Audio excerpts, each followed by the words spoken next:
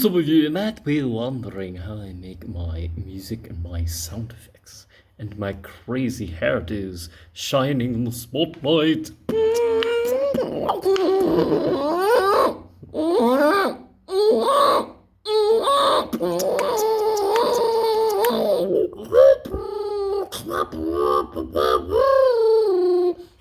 A lot of it is derived from the air passageways within the nose. And since the nose is designed the way that it is, which is like a Viking nose and stuff like that, it has more air pockets in here to work with. So like during winter and stuff like that, it prevents the nose from freezing. So technicalities and stuff like that. And then I have this strong vocal cords down here, which ironically, like my grandpa was in the military and he couldn't be choked out. Literally, like you couldn't choke him until and make him pass out. So that would create a stronger like neckline. So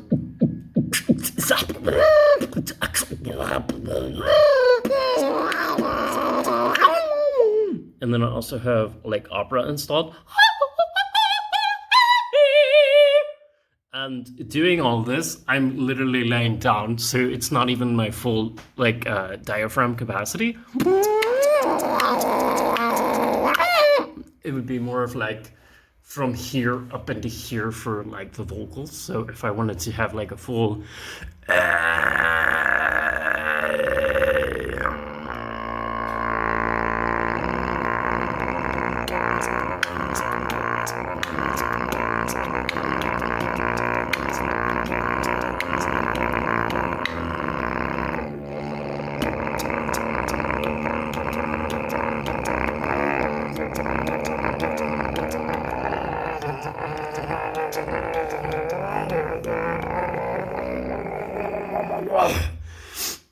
as you can tell with the veins popping out, doing something like that pops in a lot of blood into here and a lot into here, because this would be the focus of the frequencies hitting the ears and stuff like that. And then all the blood would go into here to create all the sound effects and stuff like that. So like the biggest challenge actually would be dancing and trying to do that and like maintain like that level of volume, which is possible. There was a period in time where I was actually going for like early day runs and like beatboxing for training. I haven't done that in a while, especially since it's excuses, you know. So how I do that?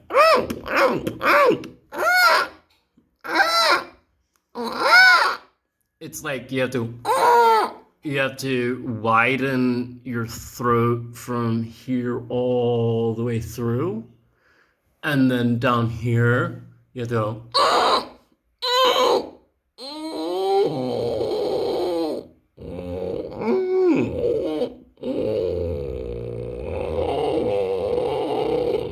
So if you can get close to that, then ramp it up with the intensity of like the muscle. Like if you were to like compress, you do a rapid compression and expansion. It's kind of weird to explain, but you suck all of that in right here, and you'll feel it suck in from like your pecs and your shoulders and your neck, and everything suck into right here, which if you go into like the spiritual stuff and acupuncture and all that stuff, is actually the connection from the heart to the throat. And then to hit certain frequencies with the throat, you have to actually have your like system calibrated. Otherwise you end up like missing like key notes, especially when it comes to like opera notes. So if I had like heartbreak in my heart, for example, which I have encountered in a few times, it was very fascinating because I'd get to that frequency, and instead of it being like a it would just like shatter just a little bit and be like it would have like a little chop, not quite like a goat, but like it would have a little bit of a choppiness to it where you could hear the frequency like hit the note and then like slightly break. So instead of it being a nice flow like that, it becomes like a little choppy, like back and forth on like the frequency, whatever you call it. It's like I could totally nerd up about it, but like technology does not show it the same way that I like hear it, see it, and like comprehend it, because volume, sound, all that stuff is not one line. It's not one line. It's not like it's more spherical in the way that it like projects out. So if you think about a microphone or a speaker, it projects outwards, right? Now, modern day speakers, they only project like a funnel. They don't project as a like sphere expanding and contracting. And I think like that's kind of the way that I like see sound in a way, is it's not completely like this is directional sound, but then there's another version of sound that's more spherical, which would be like an auric field morph. Yeah, it gets complicated. It gets complicated. I can also do other accents and stuff like that. So, yeah. I can do other accents. Oh, do you want to know how to do this sound?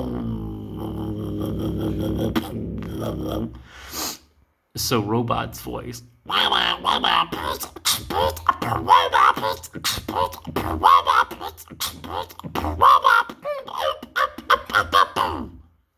As you can tell by my forehead, it is quite extensive to like energetically do that.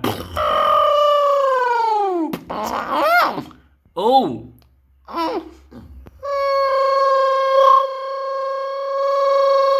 There's a certain particular frequency that I was experimenting at one point with that, and it's actually opening the nasal cavity that connects from the throat into the nose, like just very like particular.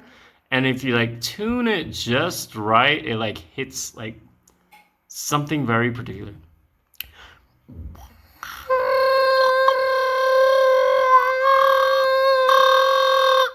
You can tell like between it being on and off, like an on-off switch.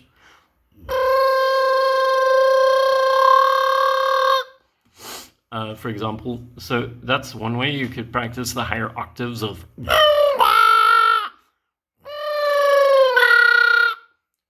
To practice the bass and stuff. You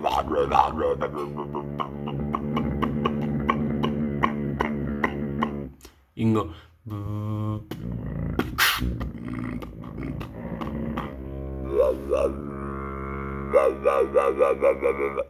You could think about it like Mongolian throat singing is probably a good one to know, because you can access the lower regions of your like vocals and stuff, because you'll start learning it, like opening it. I would assume the same is kind of with like the people that could swallow swords, like that kind of level of that's kind of funny.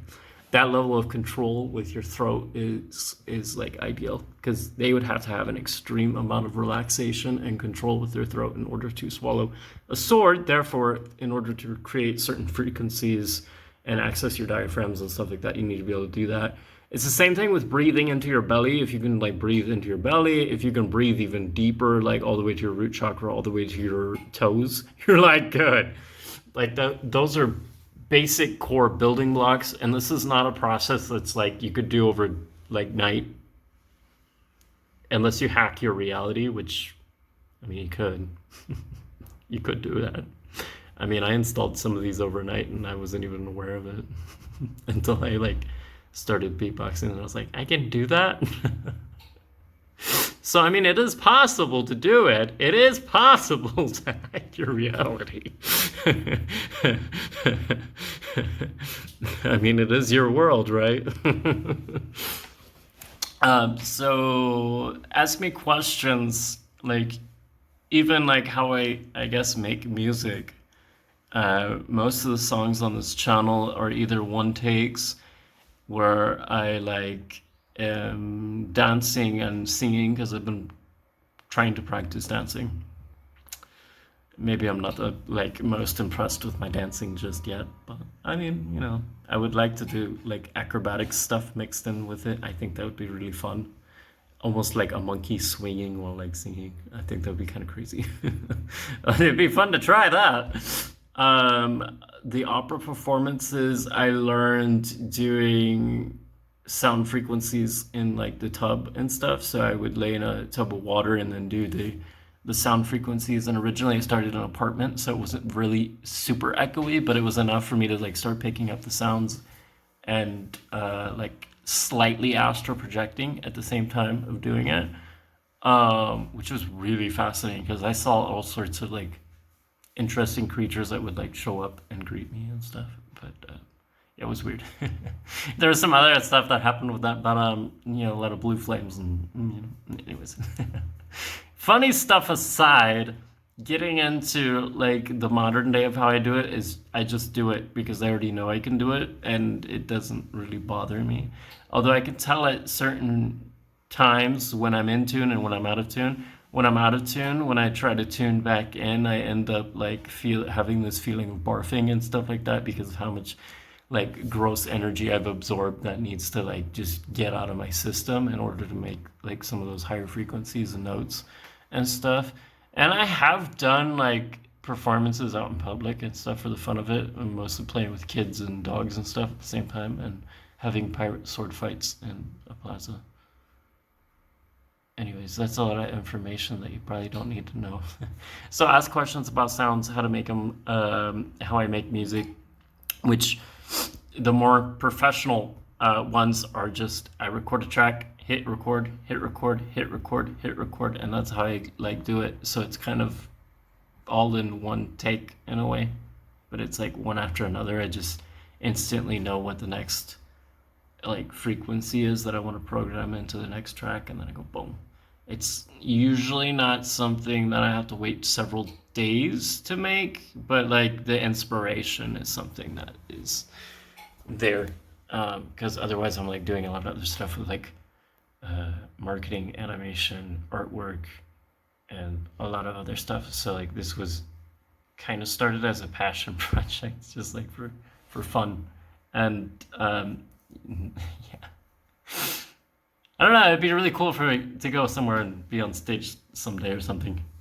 But I mean, I already have some.